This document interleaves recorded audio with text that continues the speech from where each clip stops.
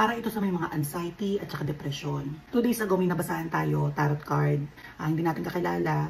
So, meron siyang anxiety, nag-reflect na sa katawan niya, napakapayat niya na, depression. And then nagpapacheck siya sa doktor at negative ang mga lumalabas.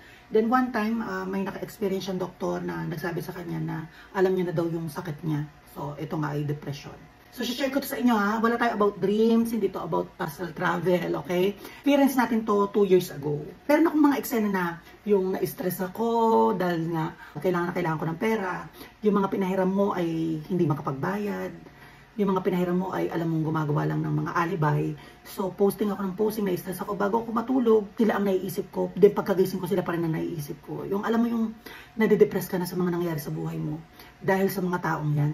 Gabi-gabi na yung routine ko, hindi na ako nakakatulog. And then one time, may naramdaman ako sa kamay ko, naglalak yung mga daliri ko. Hindi ko siya binigyan ng pansin, uminom lang ako ng vitamin B complex. And then one time, sumakit yung kaliwang part ko, dibdib ko.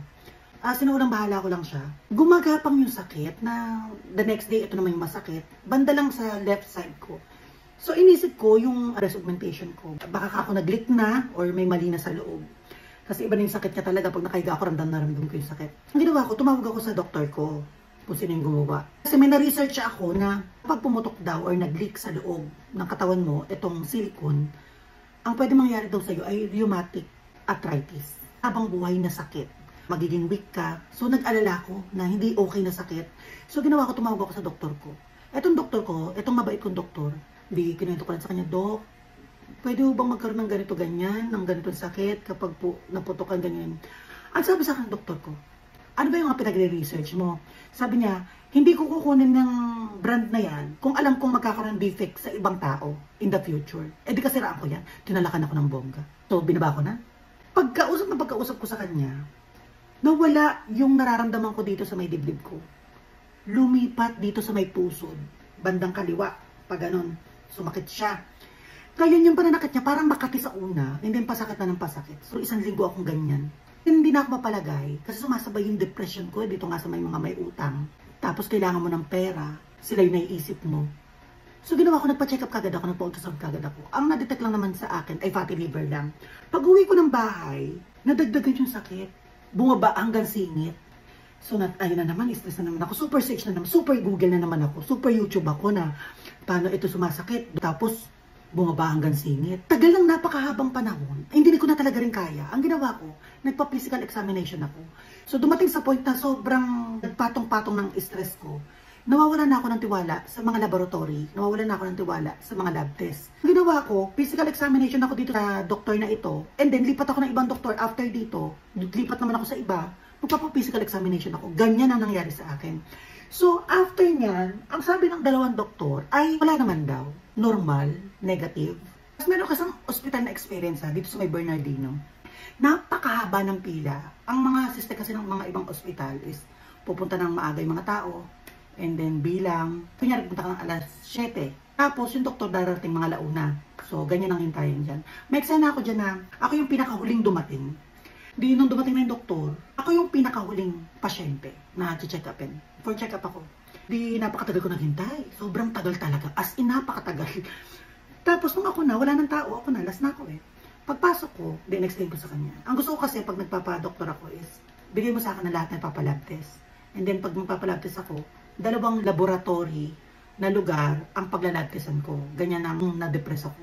Wala ba yung trust? Sabi sa akin ng doktor, saan yung masakit? Di tinuro ko, ganito ganyan. Muscle pain lang daw yun. So, inom lang ako ng mga yung parang mga alaksan, mga ganyan. Sabi ko talaga, doktor yun ha. Ayun na yun. Nasayang yung pagpila ko, tapos bigay ako ng bayad akong 500. Yun na yung dok. Tapos alis ako. So, masama yung loob ko. Kasi nga, depressed ka na, tapos ganun pa may experience mo. Hindi man lang sa'yo pinaliwanag, hindi man lang sa'yo pinaintindi, sa nakuha itong muscle pain. Tapos pag uwi ko ng bahay, na-message ko yung friend ko. Cancer survivor siya. So, na-explain niya nga sa akin na lumilipat-lipat nga daw ang sakit nung time na may sakit siya. So, na-alert ang lola mo. Super Google na naman ang lola mo. And then, yun nga yung lumalabas. Kapag lumilipat yung sakit. So, ang ginawa ko, na-alert ako. Punta ako sa 2 doktor. Nagpaano ako, physical test. Nagpa-scrotal. Lahat ng mga test. And then, negative ang lumabas. So, punta ako ngayon ng Chinese hospital. Physical test ulit. Negative na naman. Normal. So, uwi ako ng bahay. praning-praning na naman ako. Doble na yung sakit, nawala na yung sa dibdib ko, pero meron sa tiyan at saka sa singit. Nalaman kong negative siya. Sabi kasi dalawang doktor majority. Pag uwi ko ng bahay, yung ugat ko sa kaliwang kamay, yung mga ugat, nag-uumbukan na hindi normal. Kasi pag transgender ka, monitor mo yung mga ugat mo Kasi yan ang sign na kailangan mo mag-hormones. Pag transgender ka, yan ang kailangan mo bantayan, yung mga ugat. Yan ang mga tinatawag na sumpa.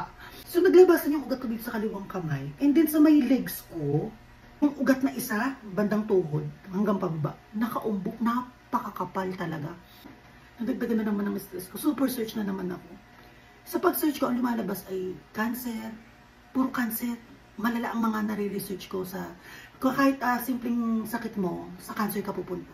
So na-alert na naman ako. Punta ako ngayon dito sa St. Peris, dito sa may Almar, sa may tapat na sa Baltimore. Ang ginawa kong test dyan ay duplex. Yung duplex, dyan mo malalaman kung ano yung eksena ng ugat mo. May bara ba sa ugat mo? Meron ka bang varicose vein? Yung flow ng hangin, sa duplex nakikita yan. So, nasa 3,800 ata, isang binti lang. In-schedule yan. Waiting ako habang dumadaan yung mga araw. Stress na talaga ako kasi nga gumagapang yung sakit. Nawala yung sa may tiyan ko, nag-stay yung sa singit, and then yung mga ugat na hindi talaga ako makatayo, hindi ako makapunta ng bayan kasi sumasakit. Yung mga ganyan-ganyan mga eksena na tinetest-test ka pa lang. Ini-interview ko na, kuya ano ba? May something ba? Ganyan. Wala, normal Ayun kahit varicose vein, wala Normal ang ano mo, ang legs mo. Tingnan mo, pakinggan mo yung hangin. Binay mo demo pa sa akin. Matanong tayo, machika tayo para nalaman kagad natin. So nakuha ko yung result, negative yung result. Since negative yung result, punta ako ngayon sa Chinese General Hospital na naman, sa internal medicine. Diyan lang tayo sa ward, charity tayo dyan. And then lumalabas sa mga result ko na normal naman lahat. Wala. Lahat ng test, dinala ko lahat, pinabasa ko, so normal naman lahat. Pero may nararamdaman ako. May ugat na nakalabas, hindi ako makatayo ng matagal. And then pag uwi ko ng bahay, super search ako. May na-search na naman ako dito sa Google na kapag palipat-lipat na talaga ang mga sakit mo, nararamdaman mo, nawawala, tapos lilipat sa iba, may chance kang magka-cancer or magka-tumor sa ulo. Ngayon meron akong nakilala na survivor din ng tumor.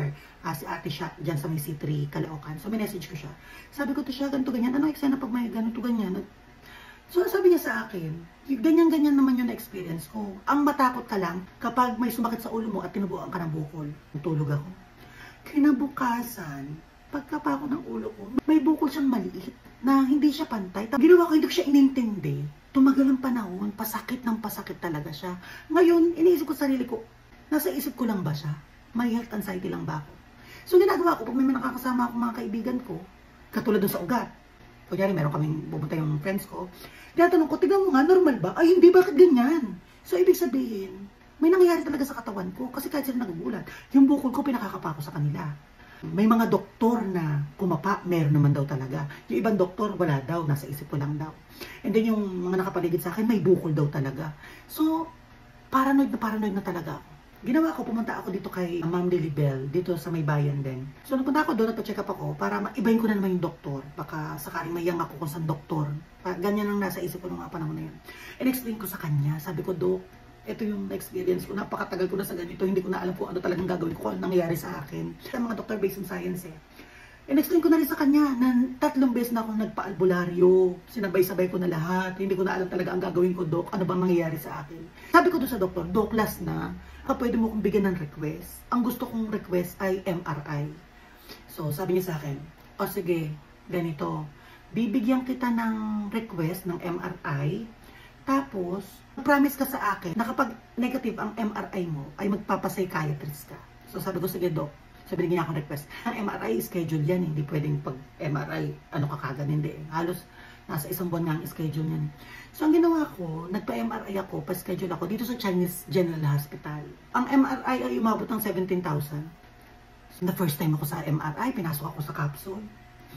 And then paglabas ko ng MRI, di ba may mga tao doon sa desk, in-interview ko na sila, ano bang mga tao dito mga nagpapaano na pag ba ganito ang nararamdaman, may ganito. Sabi nila sa akin, think positive lang po. Parang ayaw magbigay kasi baka matakot yung pasyente, ganyan. So nakuha ko yung result. Sabi sa akin ng babae, bibigyan kita ng clue. Huwag ka na pong mag-alala. Sobrang tuwa ko, sabi ko, mismo ako pwedeng pakibalik yung kahit na half lang ng binayad ko. Nagpabiro akong ganun. So pag uwi ko, na-realize ko in just 1 click, sa dami ng ginastos kong pera, sa lahat ng mga lab test ko pa ulit-ulit, pag hindi ako kampante sa lab test na ito, same procedure.